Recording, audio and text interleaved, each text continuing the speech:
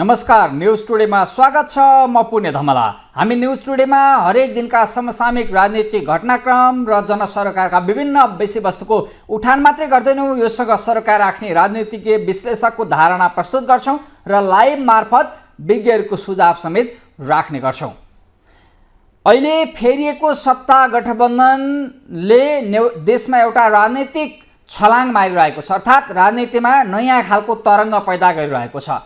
सत्ता गठबन्धन फेरिएसँगै 7 प्रदेशमा फेरिएको गठबन्धन अनुसार सरकार बन्ने गतिविधिहरू देखिँदै गर्दा अहिलेसम्म प्रदेश सरकार बन्न सकिरहेका छैनन्। अनि फेरिएको गठबन्धन अनुसार बनेको सङ्घीय सरकारको भविष्य समेत के होला भन्ने कोणबाट अड्कलबाजी भइरहँदा यति बेला सदनमा जुवारी चलिरहेको छ। सत्तारूढ गठबन्धनका बहुमत दलहरू अर्थात् नेताहरू अब वामपन्थी एकता समाजवादी अभियान भन्दै समाजवादी मोर्चाका नाममा सङ्गठित बनिरहेका छन्। उनीहरूले समाजवादी धारलाई समाएको दावी गर्ने दल र नेताहरूले समाजवादी मोर्चाका नाममा आफ्नो राजनीतिलाई बलियो अर्थात् बार्गेनिङ पावर बढाउने खेती गरिरहेका छन्। सरकार कहिलेसम्म टिक्छ, कहिलेसम्म अगाडि बढ्छ भन्ने विषयमा यति धेरै अन्यल छ कि अब अस्थिरताको राजनीतिले यो देशलाई गाँच्ने चिन्ता नागरिक स्तरमा बढिरहेको छ। तर दलका नेताहरू स्वयं प्रधानमन्त्री भनिरहेका छन् अब स्थायित्वको दिनका निम्ति अर्थात् विगतको सरकारको समीकरणबाट भने जस्तो काम गर्न नसकेपछि गठबन्धन फेरबदल गर्नु पर्यो। अब वामपन्थीहरूको ध्रुवीकरण मार्फत अर्थात् समाजवादी यात्रा मार्फत छलाङ मार्ने गरी देशलाई निकास दिने गरी विकास दिने गरी अगाडि बढ्छौँ भन्ने दावी गरिरहेका छन्। आखिर समाजवादी एकता अर्थात् समाजवादी मोर्चाको खाँचो किन पर्यो अनि प्रधानमन्त्री पुष्पकमल दाहाल प्रचण्डले काङ्ग्रेसको साथ छोडेर किन एमालेको साथ रोजे त? उनी प्रधानमन्त्री पुष्पकमल दाहाल नेकपा माओवादी केन्द्रका अध्यक्ष समेत रहेका दाहालले आफैले समाजवादी मोर्चाको कार्यक्रममा अभिव्यक्त गरेको विचार प्रस्तुत गर्छौँ। अबका क्रममा यो हेरौँ। जे कदम यो पटक चालेको हुँ,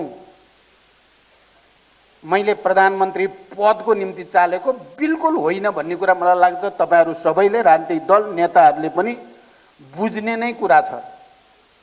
यो समाजवादको आधार तयार पार्ने उद्देश्यप्रति इमानदार भएर नेपालको राष्ट्रिय स्वाधीनतालाई सुदृढ गर्नुपर्ने आवश्यकताप्रति इमानदार भएर केही जोखिम केही चुनौती देख्दा देख्दै पनि चालिएको कदम हो र यसका विरुद्ध एक थरी एउटा वर्ग एउटा तबका निकै नै विक्षिप्त भएको देखिन्छ। तर पनि जनता र राष्ट्रको पक्षमा यो कदमले अन्ततः हामीले डेलिभरी जनतालाई दिँदै जाँदा सबैले बुझ्ने गरी स्थापित हुन्छ भन्ने पनि मैले ठानेको छु। संविधानको पनि यहाँ धेरै कुराहरू भए, म धेरै त जान चाहन्न। यहाँ एउटा कुरा आयो कि यो संविधान जो बनिएको छ यो पूर्ण छ भनेर हामीले कहिले पनि भनेका छैनौँ। यो सम्झौताकै दस्तावेज हो। त्यहाँ थुप्रै पुँजीवादका विशेषताहरू पनि छन्, थुप्रै समाजवादका विशेषताहरू पनि छन्। समाजवादी धारा र प्रवृत्तिका पार्टीहरूले जित्दै जाँदा संविधान समाजवादतिर अझ अग्रसर हुँदै जान्छ। पुँजीवादी र प्रतिक्रियावादीहरूले जित्दै गए भने यो संविधान अझ प्रतिगामी हुँदै जाने खतरा पनि छ। त्यसकारण हाम्रो जिम्मेवारी छ कि यो संविधानलाई बढीभन्दा बढी प्रगतिशील धारातिर अगाडि बढाउनको लागि हामीले आपसी एकतालाई सुदृढ गर्दै इतिहासका अनुभवबाट शिक्षा लिँदै अगाडि जान जरुरी छ। नेपाल मात्रै अहिले त्यस्तो परिस्थितिमा छ जहाँका यहाँका समाजवादीहरू, यहाँका देशभक्तहरू, राष्ट्रवादीहरू एक ठाउँमा केन्द्रित हुने हो अझै पनि भने समाजवादलाई तीव्र गतिमा अगाडि बढाउन सकिने सम्भावना भएको देश नेपाल नै हो। त्यसकारण मैले यिनै कुरालाई आत्मसात गरेर नै केही जोखिम भए पनि केही चुनौती भए पनि देशभक्त वामपन्थीहरूलाई एकतामा ल्याउने जमर्को गरेकै हो। त्यसकारण आजको यो कार्यक्रमले त्यो दिशातिर एउटा नयाँ सन्देश दिएको छ। यहाँ तर्क के पनि उठ्यो भने समाजवादको जन्म कहाँबाट हुन्छ, सडकबाट हुन्छ कि सदनबाट हुन्छ कि सरकारबाट भन्ने पनि तर्कहरू आए। मेरो विचारमा अन्तत समाजवाद जन्मिने भनेको सडकैबाट हो, किनकि जनता सडकमा हुन्छन्। पहिलो प्राथमिकता सडकले नै पाउनुपर्छ। अन्तत सडकबाट नै समाजवाद जन्मने हो, त्यहाँ हामी दुविधामा हुन हुँदैन। जनताले जन्माउने हो समाजवाद। पार्टीहरू जो नेतृत्व गर्छौँ भनेर हामीले भनेका छौँ, विचारका कुरा गरेका छौँ, राजनीतिक मुद्दाका कुरा गरेका छौँ, हामी जनतासँग जोडिए मात्रै शक्तिशाली हुने हो। जनतासँग सडकमा जोडिएन भने हामी शक्तिशाली हुँदैनौँ। तर आजको अर्को यथार्थ के हो भने समाजवादको तयारी गर्नको लागि सदनलाई पनि, सरकारलाई पनि, सडकलाई पनि अधिकतम उपयोग गर्दै अन्तत सडकबाट निर्णायक ढङ्गले समाजवाद जन्माउने कुरामा हामी केन्द्रित हुनुपर्दछ।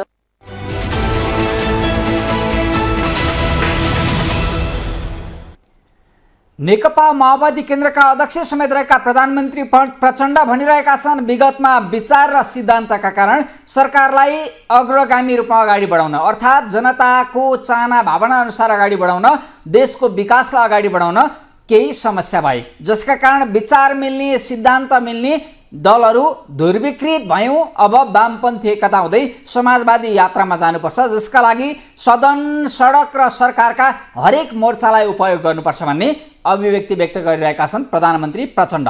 विशेष गरी सत्ता नेतृत्वमा आफै छन्, उनी सत्ता नेतृत्व गर्दा गर्दै भनिरहेका छन्, अब समाजवादी गन्तव्यका निम्ति सडकलाई बढी उपयोग गर्नुपर्छ। यसले समेत अस्थिरताको खेलाडी भन्दै, द्वैत चरित्रका नायक भन्दै आरोप लाग्ने गरेका प्रचण्डलाई आफ्नै अभिव्यक्तिले समेत उस्तै उस्तै देखाइदिएको छ। समाजवादी यात्रामा अगाडि बढ्न खोजिरहेका, अर्थात् वामपन्थी एकता समाजवादी यात्राका लागि अन्तिम गन्तव्य मानिरहेका कम्युनिस्टहरूले आफ्ना अभियानलाई भित्रभित्रै अगाडि बढाइरहेका छन्। सार्वजनिक कार्यक्रममा पनि उनीहरू यति बेला एकजुका हुन खोजिरहेका छन्। नेकपा एकीकृत समाजवादीका अध्यक्ष माधव कुमार नेपाल त अब प्रत्यक्ष निर्वाचित कार्यकारी, अर्थात् जनताबाट चुनिएर आउने नेतृत्व ल्याउने व्यवस्थामा अब दोष देख्न थालेका छन् अनि भनिरहेका छन्, अब छट्टुहरूले प्रवेश पाउन सक्छन्, अर्थात् फन्डा र चर्चाको राजनीति गर्नेहरूले प्रत्यक्ष निर्वाचित प्रणाली मार्फत सरकारमा पुग्ने अवसर पाए भने यो देश झन गन्जगोलमा फस्छ, अर्थात् व्यवस्था झन बर्बादीमा जान्छ भनिरहेका छन्। अनि समाजवादी धारका, वामपन्थी धारका नेताहरू, दलहरू एक ढिक्का भएर समाजवादी गन्तव्यका निम्ति, देशलाई अग्रगमन दिनका निम्ति, विकास र समृद्धिको यात्रालाई अगाडि बढाउनका निम्ति अगाडि बढ्नुपर्ने, अर्थात् सहमति सहकारीका साथ अगाडि बढ्नुपर्ने उनको धारणा छ।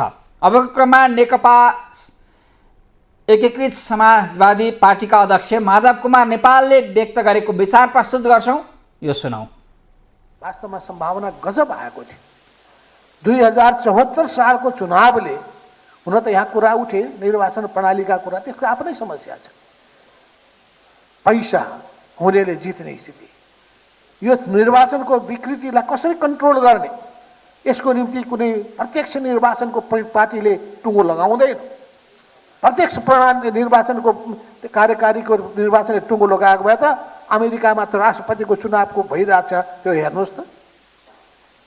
केही समय पहिले भएको फिलिपिन्समा चुनावको स्थिति हेर्नुहोस् त।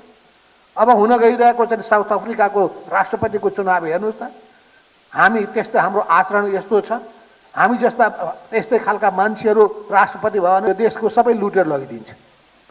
अनि कुरा उठाउनेहरूलाई गोदेर कहाँ पुर्याइदिने हो समुद्रभित्र भनेपछि यो हेरेर चल्नु पर्यो।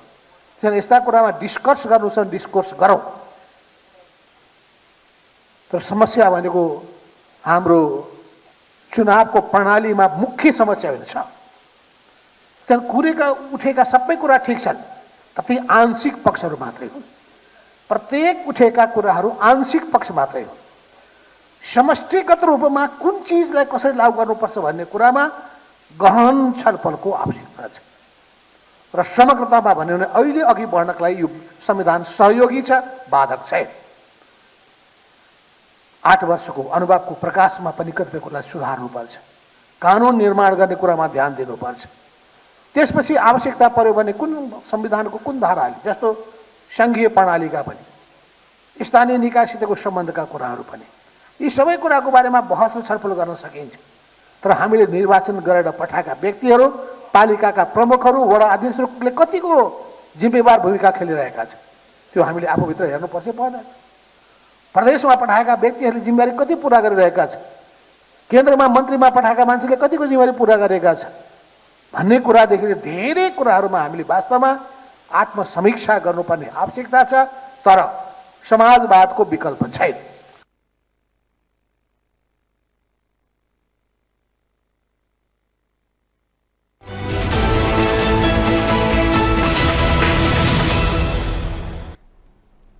एकीकृत समाजवादीका नेताहरू पनि भनिरहेका छन् समाजवादको विकल्प छैन। तर समाजवादलाई विकल्प देखेर अर्थात् समाजवादलाई निकास देख्दै गर्दा हामी जनताबाट अनुमोदित भएका जनप्रतिनिधिले के गर्यौं? 3 तहका सरकारमा प्रदेश तहका जनप्रतिनिधिले, स्थानीय तहका जनप्रतिनिधिले अनि संघीय संसदमा रहेका जनप्रतिनिधिले के काम गर्यौं? कति इमानदार भूमिका खेल्यौं, कति स्वार्थको खेतीमा रमायौं भन्ने विषयमा अब समीक्षा गर्नुपर्ने सुझाव समेत आफैमाथि, आफू जस्ता जनप्रतिनिधिमाथि दिइरहेका छन् एकीकृत समाजवादीका अध्यक्ष माधव कुमार नेपाल। एकीकृत समाजवादीका सम्मानित नेता झलनाथ खनालले पनि अब समाजवादी धारलाई बलियो बनाउन, वामपन्थी शक्तिहरूलाई बलियो बनाउँदै देशलाई निकास दिनुपर्ने, विकास दिनुपर्ने धारणा प्रस्तुत गरेका छन्। के अब समाजवादले मात्रै यो देशलाई अग्रगमनतर्फ अगाडि बढाउने हो, विकसशील बनाउने हो, अर्थात् जनताका चाहना र भावना पूरा गर्ने हो त? एकीकृत समाजवादीका सम्मानित नेता झलनाथ खनालको यो विचार प्रस्तुत गर्छौं, हेरौं। तपाईँ हामी एक आपसमा शत्रु होइनौँ। हेर्नु, कुनै पनि वामपन्थी समूह एक अर्काको शत्रु होइन। तर शत्रुवत व्यवहारहरू, शत्रुवत एउटा चाहिँ विचार चिन्तनहरू, श्रृङ्खलाहरू हामीले देख्ने गरेका छौँ। एकले अर्कालाई गद्दारसम्म पनि हामीले भनेका छौँ। तर वामपन्थी समूहहरू सबै यो देशको श्रमजीवी वर्गका प्रतिनिधि हौँ। कसैसँग अलि उग्र वामपन्थ होला, कसैसँग दक्षिणपन्थ होला। तर हामीले सही ढङ्गले वैचारिक बहसहरू गऱ्यौँ भने हामी एउटा कार्यदिशा, नीति, सिद्धान्त, लक्ष्यमा हामी एकताबद्ध हुन सक्छौँ। त्यसो हुनाले त्यो ढङ्गले हामीले एउटा वैचारिक एकता, नीतिगत एकता, सैद्धान्तिक एकता निर्माण गर्ने कुराहरूमा दृढतापूर्वक लाग्नुपर्छ। तब मात्रै हामी नेपाली विशेषताको समाजवादतर्फ अगाडि बढ्न सक्छौँ। र हाम्रो काम भनेको एक आपसका रिलेसनहरू मेन्टेन गर्दाखेरि हामीले एक आपसका मत भिन्नता बढाउने होइन, मत भिन्नता घटाउने ढङ्गले काम गर्नुपर्छ। अनि मात्रै हामी एकताको दिशामा पुग्छौँ। यो पछिल्लो कालखण्डमा वामपन्थीहरू जुन निकट आउने प्रक्रिया अगाडि बढेको छ, यो साँच्चै सुखद प्रक्रिया भएको छ। आज देशका सबै वामपन्थी समूहको प्रतिनिधित्व गरेर आज यो गोष्ठीमा साथीहरूले जुन अभिमत व्यक्त गर्नुभएको छ, मलाई बडो खुसी लागेको। यो नयाँ कुरा हो, नयाँ फेनोमेना हो, नयाँ प्रवृत्ति हो। र यो प्रवृत्तिलाई वास्तवमा हामीले हाम्रा नीतिहरूमा विकास गरौँ, कार्यक्रमहरूमा विकास गरौँ, सङ्गठनहरूमा विकास गरौँ, संरचनाहरूमा विकास गरौँ, अनि आम जनतासँग जाने अभियानमा विकास गरौँ, वर्ग सङ्घर्षमा विकास गरौँ। बिना वर्ग सङ्घर्ष केही पनि हुनेवाला छैन। खालि बालुवाटार अथवा संसदबाट क्रान्ति हुँदैन। समाजवादी नेपाली विशेषताको समाजवाद त्यहाँबाट मात्रै आउँदैन। कमान्डर, हामीले सडक र सदन दुईटै कुरा जोड्न सक्नुपर्छ। सदनलाई पनि छोड्ने कुरा आउँदैन, सदनलाई हामीले उपयोग गर्नै गर्छ। तर सडक प्रमुख हो, जनता त सडकमा छ नि त। जनता अनि जनता नै इतिहासका चालक शक्ति हुन्। त्यो कुरालाई बुझेर हामीले आम जनतालाई, वर्गका जनतालाई, श्रमिक र आम वर्गीय जनतालाई एकताबद्ध गर्ने, जागृत गर्ने, आन्दोलित गर्ने कामहरू नगरिकन नेपाली विशेषताको समाजवाद आउँदैन। त्यसो हुनाले हामी सबै वामपन्थीहरूले नयाँ ढङ्गले एकताको मञ्च खोजौँ र दृढतापूर्वक एकताबद्ध भएर नेपाली समाजका विशेषता अनुरूपको वर्ग सङ्घर्षको विकास गरौँ। र यी सबै मञ्चहरूमा सडक अनि संसद, यी दुवै मञ्चहरूबाट र अब सरकार, अहिले त अलि विचार मिल्नेहरूको सरकार छ नि, राम्रो प्रगतिशील नीति र कार्यक्रमहरू हामीले ल्याउन सक्नु पर्यो।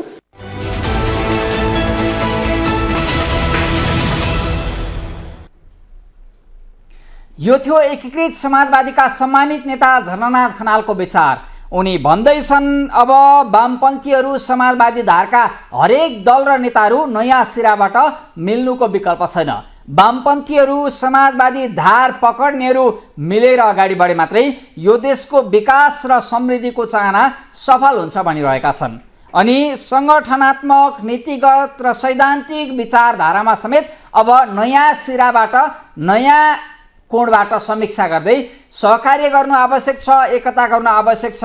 अनि मात्रै वामपन्थीहरूको ध्रुवीकरण र एकताबाट मात्रै देशलाई सही अर्थमा श्रमजीवीहरूको पक्षमा अर्थात् गरी खानेहरूको पक्षमा भूमिका खेल्ने बनाउन सकिन्छ भन्ने भनिरहेका छन्। तर वामपन्थीहरूको समाजवादी धारहरूको बलियो उपस्थिति रहेको अर्थात् बलियो गठजोड रहेको यो गठबन्धनकै भविष्यमा यति बेला चिन्ता जाहेर गर्न थालिएको छ।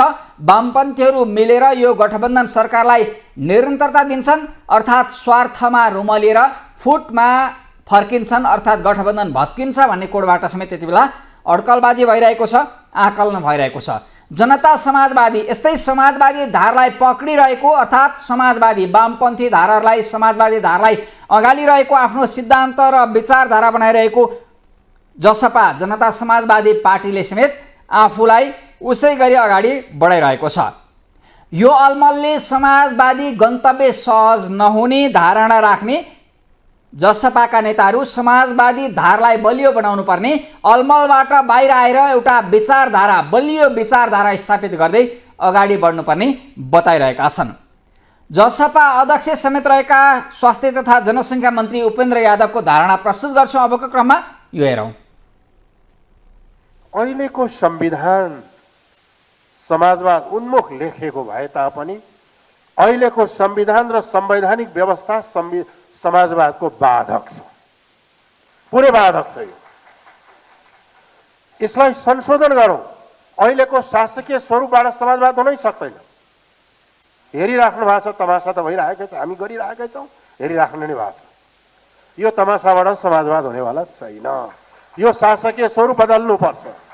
यो निर्वाचन प्रणालीले पनि जहाँ करोडौं करोड एउटा क्यान्डिडेटले खर्च गरेर बल्ल बल्ल संसदमा पुग्छन्, तिनबाट समाजवादको आशा गर्न सकिन्न। निर्वाचन प्रणाली नै बदल्नुपर्छ, शासकीय स्वरूप बदल्नुपर्छ र लोकतन्त्रलाई समावेशी, समानुपातिक समावेशी लोकतन्त्रमा रूपान्तरण गर्नुपर्छ। संविधान परिवर्तन नगरिकन यो उन्मुख लेखेर उन्मुख हुँदैन। संविधानमा समाजवाद उन्मुख छ, हाम्रो यात्रा लिबरल डेमोक्रेसीतिर, पुँजीवादीतिर उन्मुख छ। यात्रा चाहिँ यतापट्टि, यात्रा दक्षिणतिर, गन्तव्य चाहिँ उत्तरतिर पर्ने हुन्छ यो संविधान रहले, अहिलेको व्यवस्थाले। र त्यसैको अलमलमा हामी छौँ। के भनौँ, के भनौँ, के गरौँ, के गरौँ। त्यो अलमलले समाजवाद आउन सक्दैन। र हामीसँग समाजवाद आफ्नै ढङ्गले, आफ्नै राहमा ल्याउन सक्छ। हामीले समाजवादलाई समृद्धि नभइकन हुन्न। समृद्धिको प्राप्ति हामीसँग दुनियाँको बेहतरिन राम्रो फर्टाइल एग्रिकल्चर ल्यान्ड छ। त्यसलाई मोडर्नाइज गरौँ, गरिबी खतम हुन्छ। हामीसँग वर्ल्डको धेरै ठुला गन्तव्यहरू भएको टुरिज्म छ, त्यसलाई डेभलप गरौँ। हामी कहाँ वाटर रिसोर्सेस डेभलप गरौँ। दुनियाँको समृद्ध मुलुकमा पुग्न सक्ने क्षमता हामी कहीँ छ। त्यसलाई पुँजी र प्रविधि लगाउँ र मुलुकलाई समृद्धि जाउँ। समृद्धितर्फको यात्रामा हामीले सामाजिक न्यायलाई बिर्सन हुँदैन।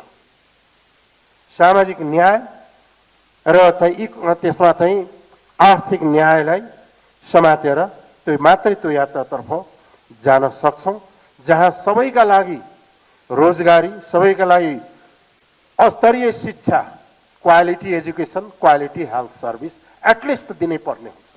त्यो प्रोभिजन हामी गर्न सक्छौँ भने अनि त्यो यात्रा अगाडि बढ्छ।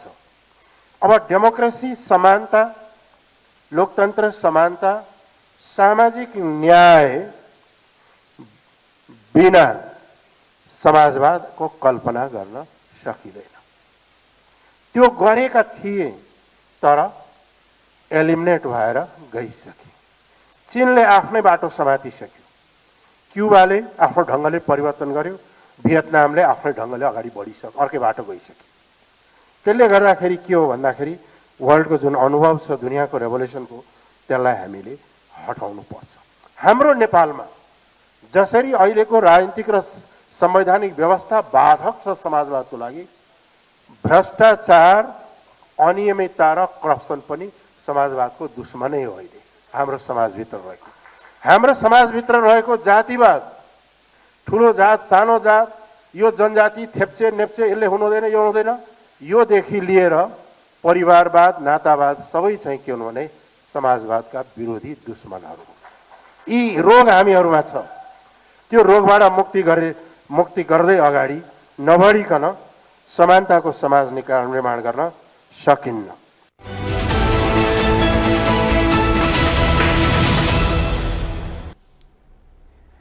वर्तमान प्रचण्ड सरकारका उपप्रधान स्वास्थ्य तथा जनसङ्ख्या मन्त्री समेत रहेका जसपा अध्यक्ष उपेन्द्र यादव भनिरहेका छन्, समाजवादी धार बलियो भयो भने मात्रै समृद्धिको यात्रा र समृद्धिको गन्तव्य सहज हुन्छ।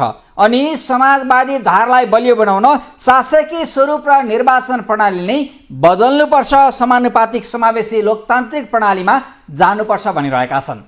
अनि समाजवादभित्र र समाजवादी धार बलियो बनाउँदै गर्दा अहिलेका कमजोरी र अलमललाई सुधार्नुपर्ने सुझाव उनले दिइरहेका छन्। समाजवादी धारलाई बलियो बनाउने, वामपन्थी धारलाई बलियो बनाउने बहस चलिरहँदा यो वामपन्थीहरूको बाहुल्यता रहेको गठबन्धन सरकार के होला भन्ने कोणबाट पनि टीका टिप्पणी भइरहेको छ। हिजो सत्ता सही तरिकाले अगाडि बढेन, संसदीय व्यवस्था ठिक भएन र जनगणतन्त्र अर्थात् जनताबाट फेरि एक चरणको आन्दोलन गरेर अब परिवर्तनलाई स्थापित गर्नुपर्छ भन्ने मुद्दा उठाउँथे नेकपाका महासचिव नेत्रविक्रमचन्द विप्लव। यति बेला भने तिनै नेत्रविक्रमचन्द विप्लव हिंसात्मक राजनीतिक प्रक्रियाबाट यति बेला एउटा शान्तिपूर्ण राजनीतिक प्रक्रियामा यो धारमा आएका छन् र समाजवादी मोर्चाको एउटा घटकका रूपमा नेकपालाई उनै चन्दले उभ्याएका छन्। तिनै चन्द यति बेला भने वामपन्थी एकता, समाजवादी मोर्चाहरूको एकताका साथसाथै अब राजनीतिमा एक खालको छलाङ मार्नुपर्ने, राजनीतिमा वामपन्थी समाजवादी राष्ट्रवादीहरू एक ठाउँमा उभिएर एउटा धक्का दिनुपर्ने बताइरहेका छन्। नेकपा महासचिव नेत्रविक्रमचन्द विप्लवले आखिर कस्तो धारणा प्रस्तुत गरे त अबको क्रममा यो देखाउँछौँ, यो हेरौँ। पश्चगामी प्रवृत्तिहरू पनि देखा परेका छन्, यथास्थितिवादी प्रवृत्तिहरू पनि देखा परेका छन् र त्यहाँ अग्रगामी प्रवृत्तिको पनि स्वाभाविक ढङ्गले उपस्थिति छ। यो बहसमा हामीले देखेको कुरा के हो कमेडहरू भने कि मूल रूपले कतातिर लाग्ने हैन, संघीयता पूर्ण भएको छैन, त्यसलाई कसरी पूर्णता दिने, जनताका अधिकारहरू पूर्ण रूपले सुनिश्चित भएका छैनन्।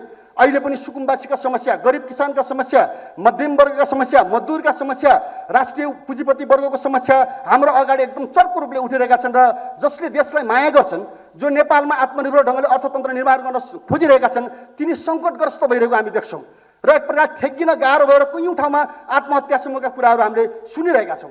जनताको स्थिति यस्तै छ, महिलाको स्थिति यस्तै छ हैन, श्रमिक समुदाय आदि इत्यादिबाट हेर्दाखेरि हामीले उपलब्धिहरू हासिल गरेको कुरा साँचो हो, तर ती पूर्ण भएका छैनन्।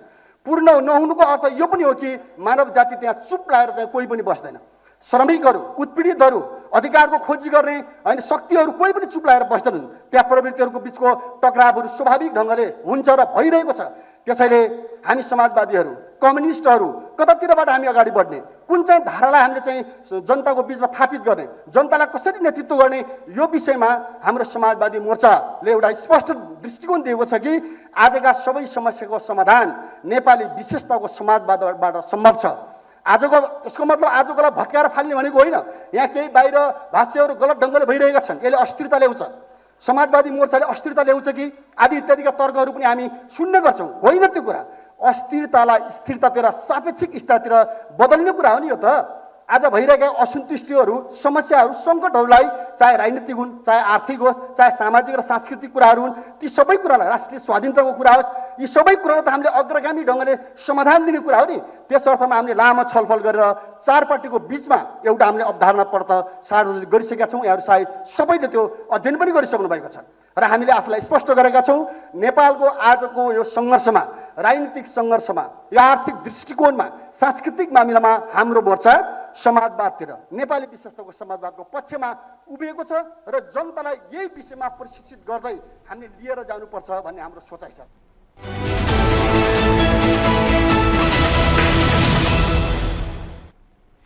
नेकपाका महासचिव विप्लव भनिरहेका छन् जनतालाई समृद्धिसँग जोड्दै अब समाजवादी गन्तव्यतर्फ अगाडि बढ्नुपर्छ।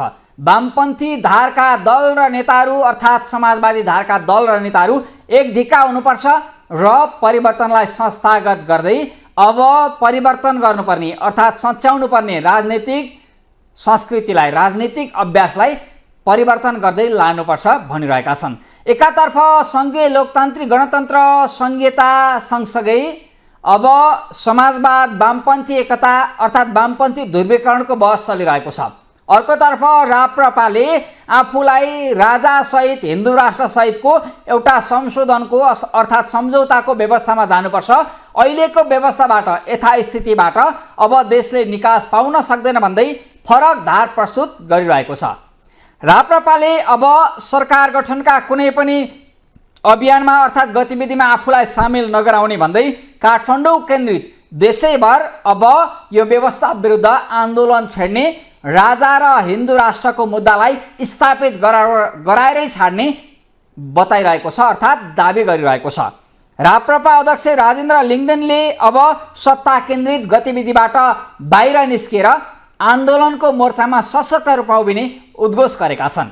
राजेन्द्र लिङ्गदेनको यो उद्घोषले परिवर्तन अर्थात् सङ्घीय लोकतान्त्रिक गणतन्त्र वामपन्थी ध्रुवीकरण लगायतको यो राजनीतिक विचारधारा एक खालको राजनीतिक लाइनलाई कस्तो प्रभाव पार्ला त? विभिन्न कोणबाट टीका टिप्पणी भइरहँदा राप्रपा अध्यक्ष राजेन्द्र लिङ्गदेनले लगाएको आन्दोलनको रटान र आन्दोलनको उद्घोषबारेको यो धारणा प्रस्तुत गर्छौँ, हेरौँ। राष्ट्रिय प्रजातन्त्र पार्टी अहिले कुनै पनि प्रकारको गठबन्धनमा समावेश हुँदैन र त्यस प्रकारको कुनै सोच बनाएको छैन। हामीले यो अहिले पछिल्लो सत्ता समीकरण बनिसकेपछि स्पष्ट रूपमा भनेका छौँ, राष्ट्रिय प्रजातन्त्र पार्टी सत्ता केन्द्रित कुनै पनि प्रकारको गतिविधिमा सामेल हुँदैन र देशभरबाट हाम्रा शुभेच्छुकहरूको आउने तयारी चलिराखेको छ र चैत 27 गते काठमाडौँ ढाक्ने गरी जनसहभागिता हुन्छ र तयारी अन्तिम चरणमा छ। आन्दोलन केका लागि किन? आन्दोलन खास गरी देशको अहिले जुन वर्तमान अवस्था छ त्यो अवस्था आउनमा अहिलेको नेतृत्व त जिम्मेवार छ नै, तर त्यो नेतृत्व मात्र होइन, नेतृत्वले ल्याएको व्यवस्था पनि जगमा कारक छ। त्यसकारणले अहिलेको अवस्था परिवर्तन गर्नको लागि अहिलेको व्यवस्था नै परिवर्तन गर्न जरुरी छ। अहिलेको विकृत व्यवस्थालाई हामीले परिवर्तन नगरेसम्म सामान्य सुधारले मात्रै देश अगाडि बढ्न सक्दैन। देशको अहिलेको अवस्था परिवर्तनको लागि व्यवस्था परिवर्तन गर्न आन्दोलन अगाडि बढाएका छन्। भन्दा 27 गतेको आन्दोलनको स्वरूप कस्तो हुन्छ? शान्तिपूर्ण हुन्छ, अहिंसात्मक हुन्छ र काठमाडौँको केन्द्रमै हुन्छ।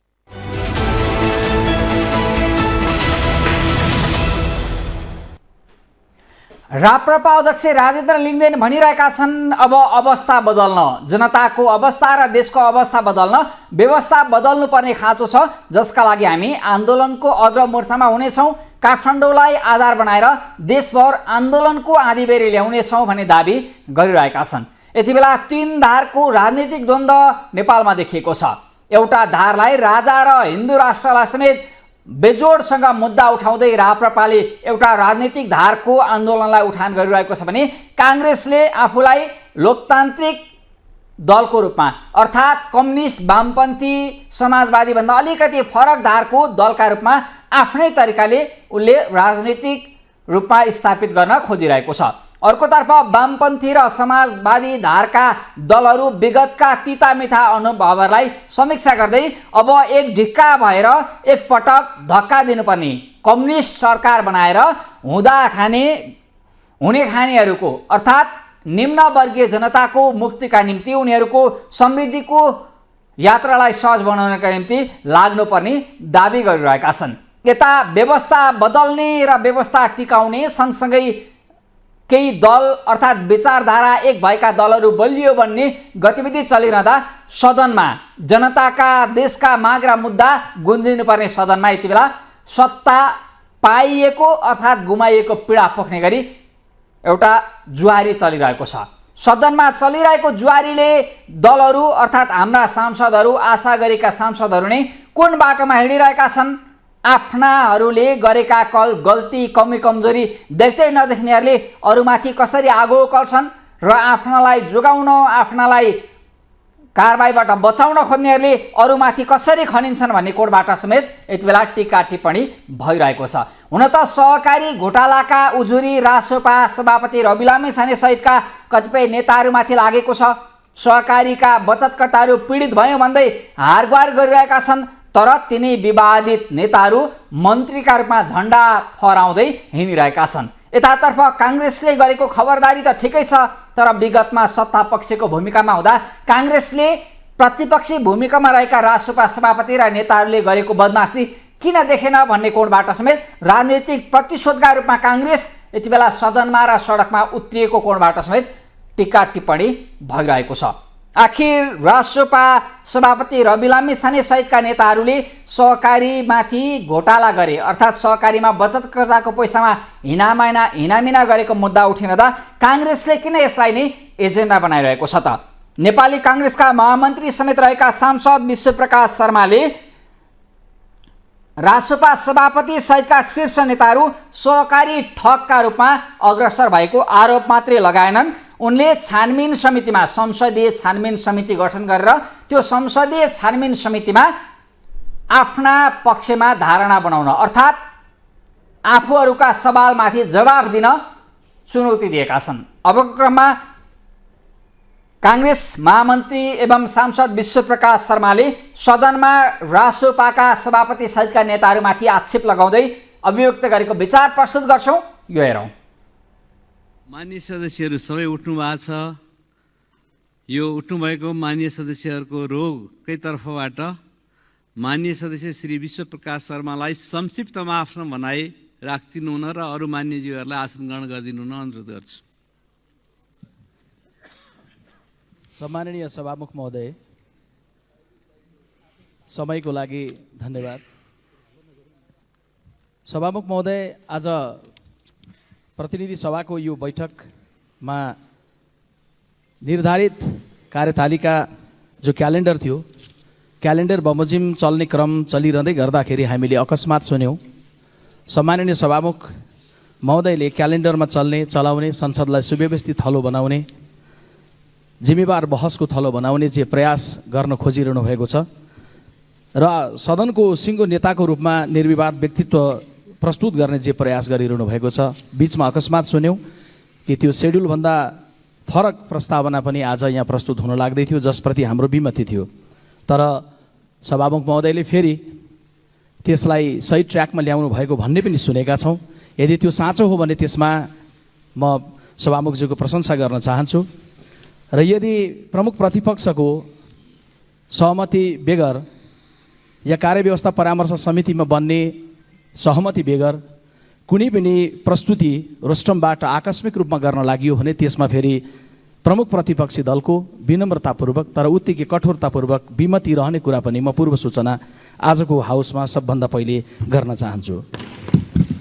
सभामुख महोदय, बाहिर कतिपय बेला संसद चलिरहेको छैन भनेर आम नागरिक पङ्क्तिमा सन्देश गएको छ।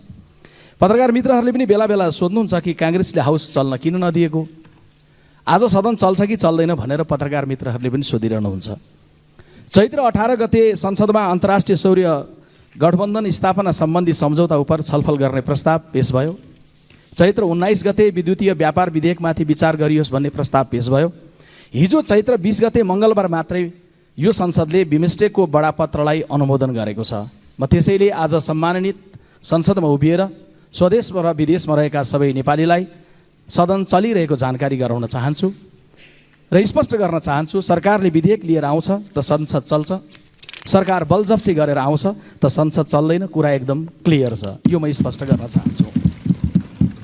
सभामुख महोदय, म अहिले यहाँ उभिएर बोल्दै गर्दाखेरि कसैलाई दोषी ठहर गर्नका लागि उभिएको छैन।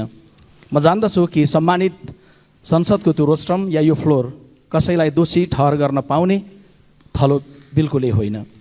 फलानु मित्र दोषी हुनुहुन्छ, म यहाँ भन्नका लागि उभिएको छैन। तर सँगैमा म के हेक्का राख्नलाई सबैलाई अपिल र आग्रह गर्न चाहन्छु भने जसरी दोषी कसैलाई करार गर्न पाइन्न, त्यसरी नै रोस्टम उभिएर कसैलाई यहाँबाट निर्दोष भनेर अदालतले फैसला सुनाए जस्तो फैसला पनि सुनाउन पाइन्न।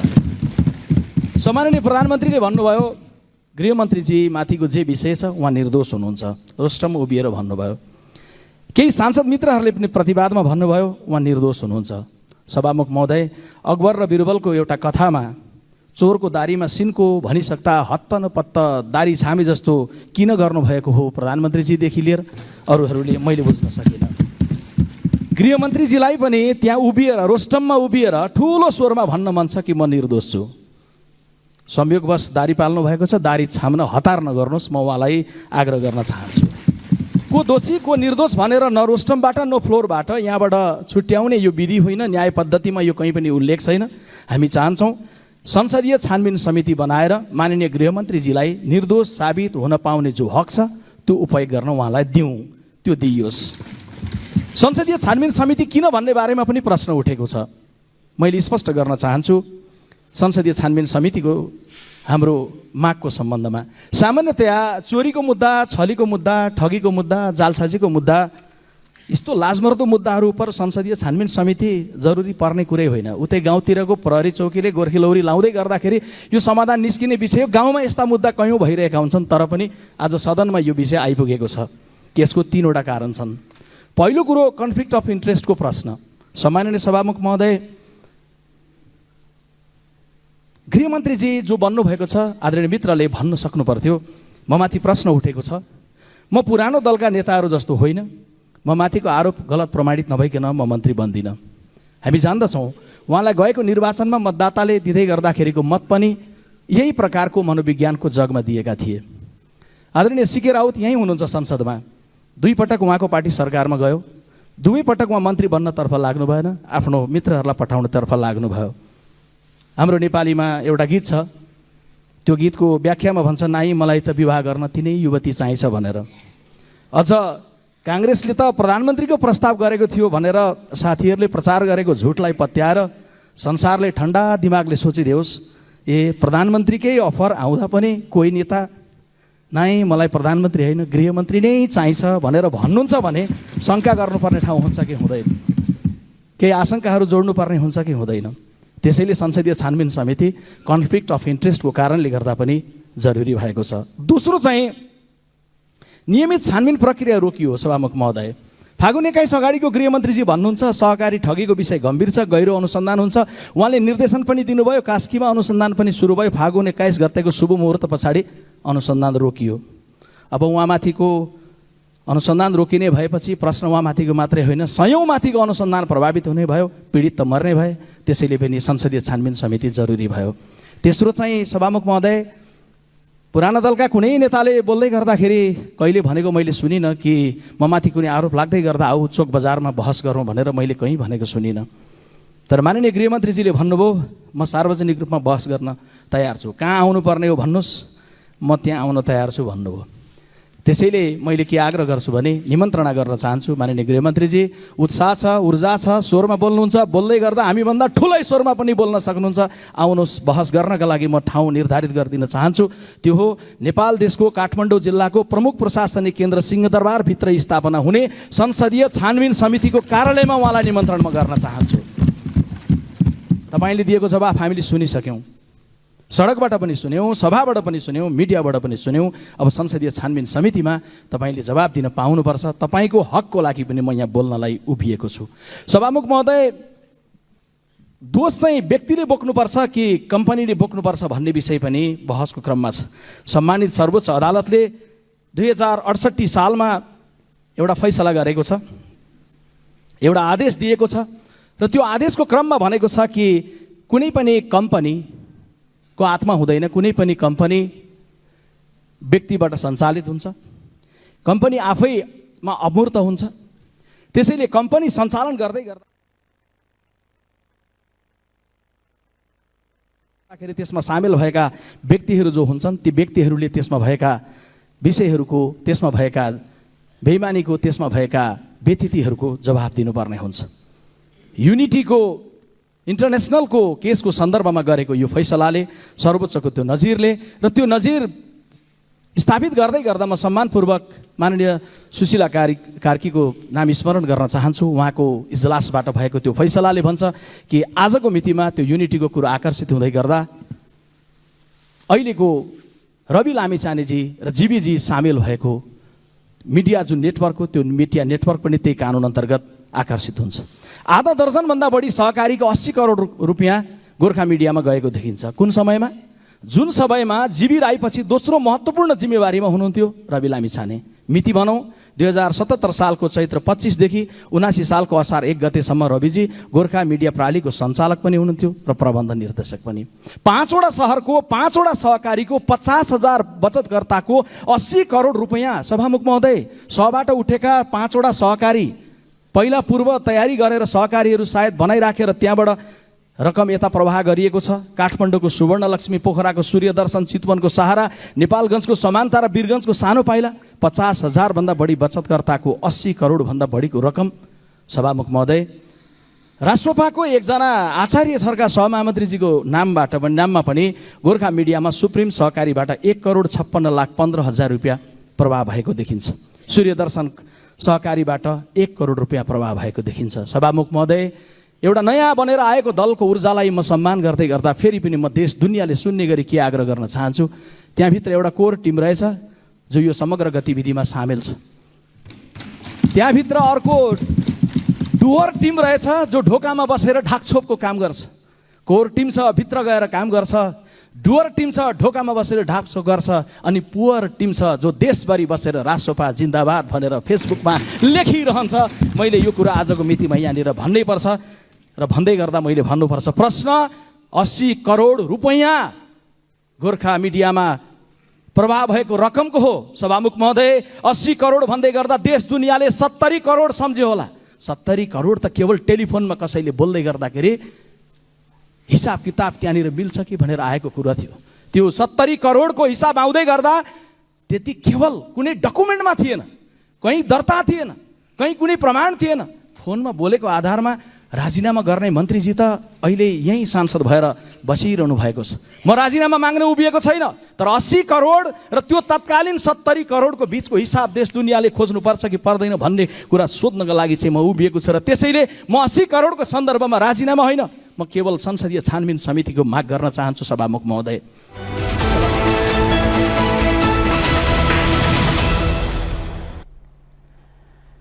यो थियो नेपाली काङ्ग्रेसका महामन्त्री समेत रहेका सांसद विश्वप्रकाश शर्माको संसदमा अभिव्यक्त विचार। उनी भनिरहेका छन् राष्ट्रपा सभापति रवि लामिछाने मात्रै होइन, उनका कोर टिम नै सहकारी ठगीमा मुसेका छन्। विकल्प दिन्छौँ, देशलाई सुशासन स्थापित गर्छु र जान्नेलाई छान्ने अभियान चलाउँछु, राजनीतिक अभियान चलाउँछु भन्नेहरू कुन बाटोमा छन् भन्ने कुराको सङ्केत गरिरहेको छ भन्ने सङ्केत अर्थात् यो विचार सदनमा प्रस्तुत गरिरहेका थिए काङ्ग्रेस महामन्त्री समेत रहेका सांसद विश्वप्रकाश शर्माले। उनी भन्दै थिए राष्ट्रपाका सभापति सहितका गृह तथा उप प्रधानमन्त्रीमाथि लागेको सहकारी ठगीको आरोप र उनका अन्य कोर टिमका नेताहरूमाथि लागेको आरोपको छानबिन संसदीय समितिमा हुनुपर्छ र संसदीय समिति नबन्दासम्म काङ्ग्रेसले सदनमा प्रश्न उठाइरहन्छ, आवश्यकता अनुसार अवरोध समेत गर्न सक्छ। काङ्ग्रेसका महामन्त्री समेत रहेका सांसद विश्वप्रकाश शर्माले मात्रै होइन, काङ्ग्रेस नेता समेत रहेका सांसद रामहरि खतिवडाले समेत उस्तै विचार अभिव्यक्त गरेका छन्। आफूहरूले उठाएका माग र मुद्दामा सरकारले सम्बोधन गर्न अग्रसर हुनुपर्ने, अन्यथा आफ्ना आन्दोलन अर्थात् आफ्ना मागहरू सशक्त रूपमा उठाउने उद्घोष गरेका छन्। अबको क्रममा काङ्ग्रेस नेता समेत रहेका सांसद रामहरि खतिवडाको विचार प्रस्तुत गर्छौँ। गृह मन्त्रालय पियासोको आतंक बढेको छ। गृह मन्त्रालयमा पूर्व प्रधानमन्त्री र वर्तमान प्रधानमन्त्रीका पियासोहरू जतिसुकै नम्बरमा भए पनि प्रमोसन भइहाल्नुपर्ने, दक्षता क्षमता र योग्यताको कदर नहुने परिपाटीको विकास भयो। सभामुख महोदय, मन्त्रीहरू प्रशिक्षण लिइरहेका छन्, अनि मन्त्री प्रत्यक्षार्थी नै कर्मचारी नियुक्ति गर्ने परम्परा भयो भने देश कहाँ जाने हो, त्यो पनि सरकारको ध्यान जाओस् भन्ने अनुरोध गर्न चाहन्छु। साथै परराष्ट्र मन्त्री भर्खर चाइनातिर गएर 7 दिनसम्म मिठो मसिनो जिब्रो परिवर्तन गरेर आउनु भएको छ। देशले पनि केही पायो कि त्यो जानकारी सदनलाई गराइदिनु हुन अनुरोध गर्दछु। अर्को सभामुख महोदय, संसदको मान मर्यादा हरण भएको छ। संसदमाथि चिठी लेख्ने काम प्रहरी प्रशासनले गरेको छ। संविधान विपरीत अनुसन्धानमा छ भनेर संसदलाई चिठी लेख्ने परम्परा कहिलेदेखि सुरु भयो र यो किन गरिन्छ? संसदको मान मर्यादा हरण भयो।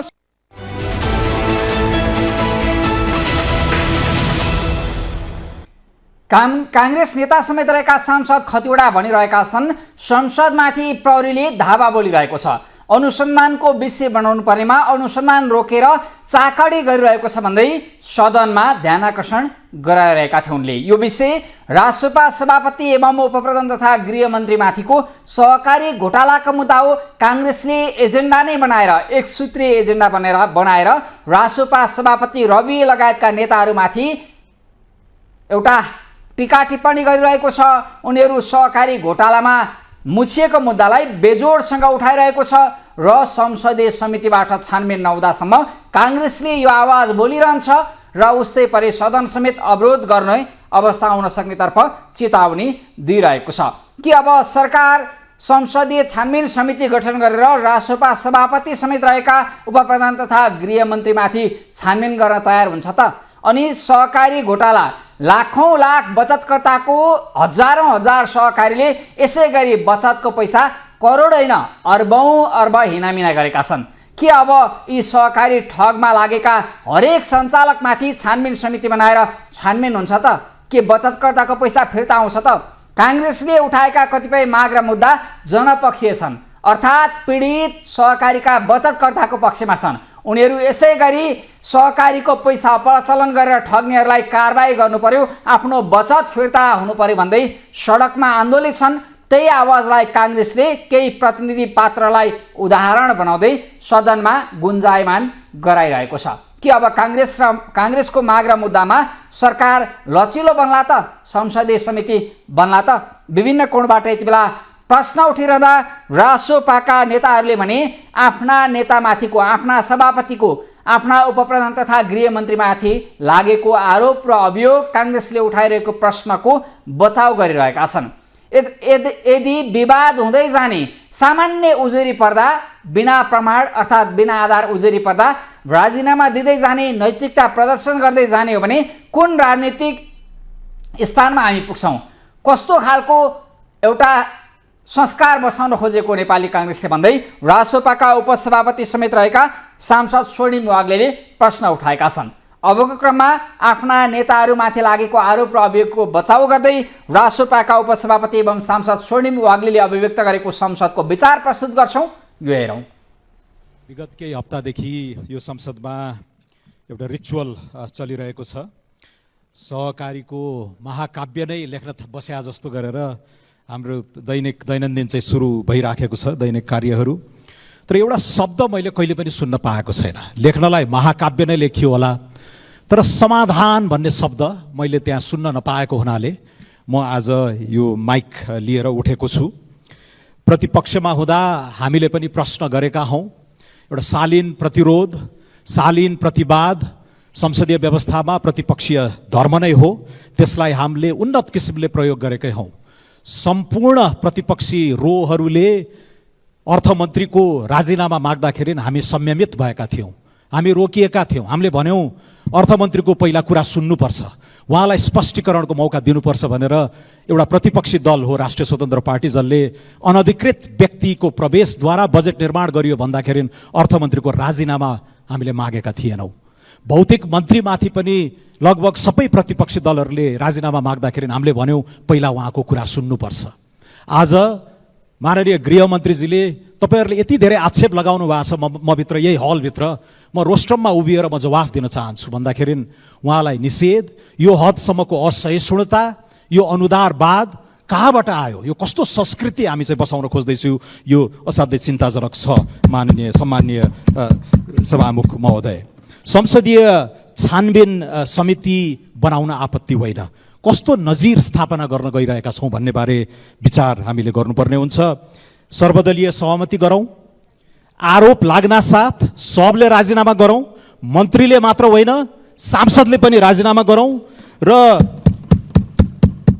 आरोप लाग्यो, जाहेरी पर्यो भने राजीनामा दिने र संसदीय समिति गठन गर्ने यो नजिर हामीले स्थापना गर्न तयार हो। सर्वदलीय सहमति गरौँ, यो हो भने पहिलो हस्ताक्षर राष्ट्रिय स्वतन्त्र पार्टीले गर्नेछ। तर बाहिर अनुसन्धान प्रभावित गरिने, राज्यका निकायहरूमा अविश्वास गरिने कुराहरूलाई यहाँ हामीले संसदभित्र प्रवेश गरायौँ भने त सुनदेखि व्हाइट बडीसम्म, टिकापुरदेखि बाल मन्दिरसम्म, शरणार्थीदेखि टेरामकसम्म, मनी लन्ड्रिङदेखि करछलीसम्म, झन्डा हल्लाउँदै अख्तियार धाएको कुरादेखि लिएर एउटा भ्रष्टाचारमा प्रमाणित नेतालाई सरकारी खर्चमा शालिक बनाइएका कुरासम्म पनि त यहाँ प्रवेश हुन्छ होला नि त। त्यसैले अलिक संयमित बनाऊ, यो कस्तो नजिर बनाउन खोज्दैछौ भन्ने बारे सम्मानित सदनले ध्यान दिनुपर्ने हुन्छ। गृहमन्त्रीले भन्नुभएको छ, म जवाफ दिन चाहन्छु, सुनौ, त्यसपछि स्पष्टीकरण चित्त बुझेन भने संसदीय समितिमा जाउँला, त्यो पनि चित्त बुझेन भने अथवा त्योभन्दा अगाडि स्थायी समिति नै कायम छ, स्थायी समिति नै कायम छ यहाँ चाहिँ कृषि, सहकारी, प्राकृतिक स्रोत सम्बन्धी। त्यसैले त्यहाँ पनि हामीले डेडिकेटेड छलफलहरू गर्न सक्छौँ जस्तो।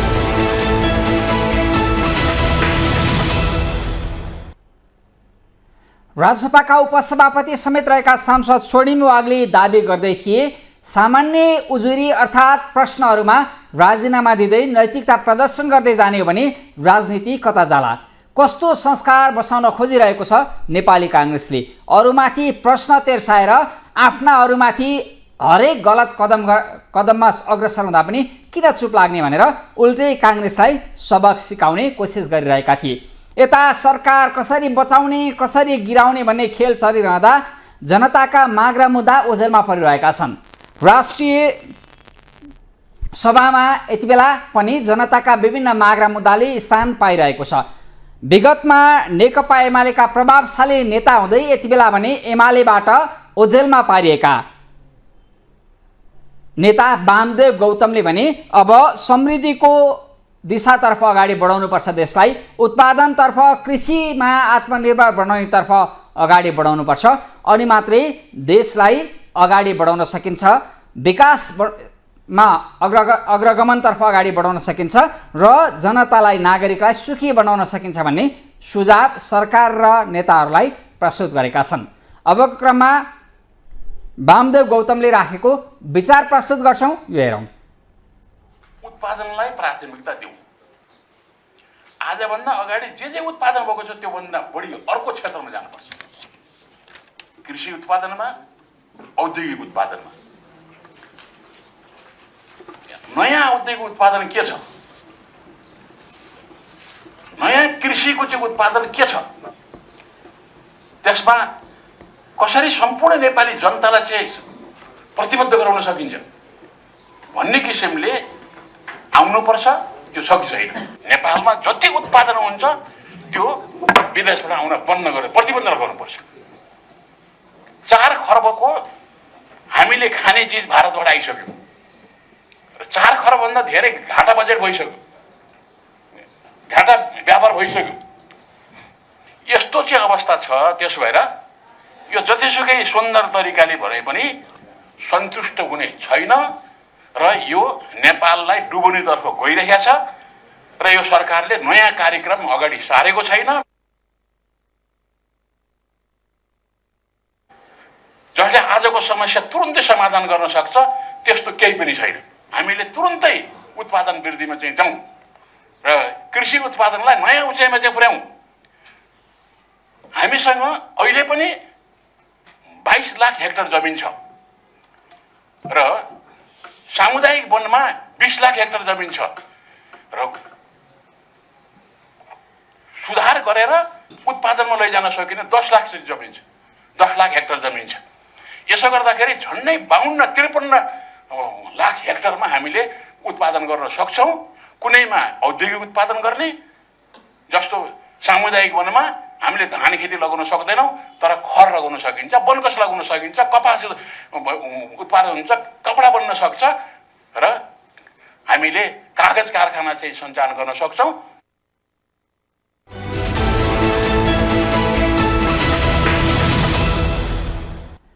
राष्ट्रिय सभा सदस्य वामदेव गौतमले सुझाव दिइरहेका छन् अब उत्पादन वृद्धि गर्नु पर्यो, आत्मनिर्भर बन्नु पर्यो अनि देशलाई र नागरिकलाई सुखी र खुसी बनाउनु पर्यो। हो, यतातर्फ दलको नेताको र सरकारको ध्यान पुग्नुपर्छ। सत्ता पाउने, जोगाउने र गुमाउने अनि एकअर्काका वर्ग दुश्मन जसरी सदनदेखि सडकसम्म जुवारी खेल्ने फोहोरी राजनीतिको संस्कार बन्द गरियोस्। बस जनजनले यही खोजिरहेका छन्। हवस् त आजलाई न्युज टुडे यति नै। अर्को दिन फरक विषयवस्तुसहित उपस्थित हुने नै छौँ। ग्लोबल टेलिभिजन हेर्दै रहनुहोला। नमस्ते।